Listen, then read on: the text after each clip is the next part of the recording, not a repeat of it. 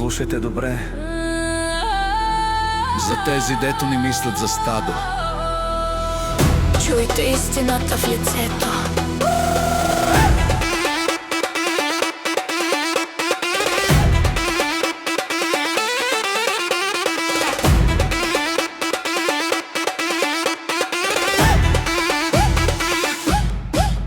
Пак се стягате за избор, пак костюми под наем, а народа ви гладува, всичко вече си знае. Референдума го скрихте, лева ни го продадохте. С нашите пари, господа, сладко се наядохте. Казахте ни, вие сте прости, нищо не разбирате. Само по избори при нас вие се явявате. Но власт, която краде хляба на децата, тя не е държава, тя е примка на вратата. Овце ли сме, стадо ли сме, я кажете. На шиши, на тиквата пак ли се дадете? Те пият уиски, смеят се на глас.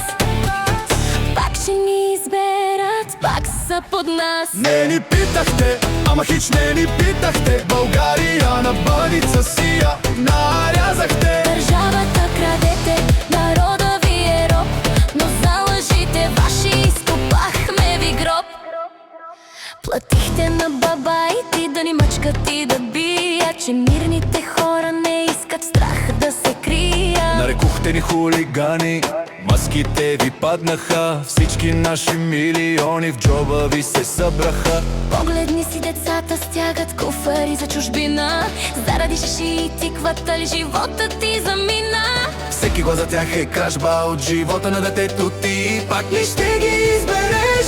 Кажи ми силно не! Овце ли сме, стадо ли сме, я кажете. На шиши и на тиквата пак ли се дадете? Край на цирка, гласа ми не е стока. Свърсо и очите ни видяха измамата жестока.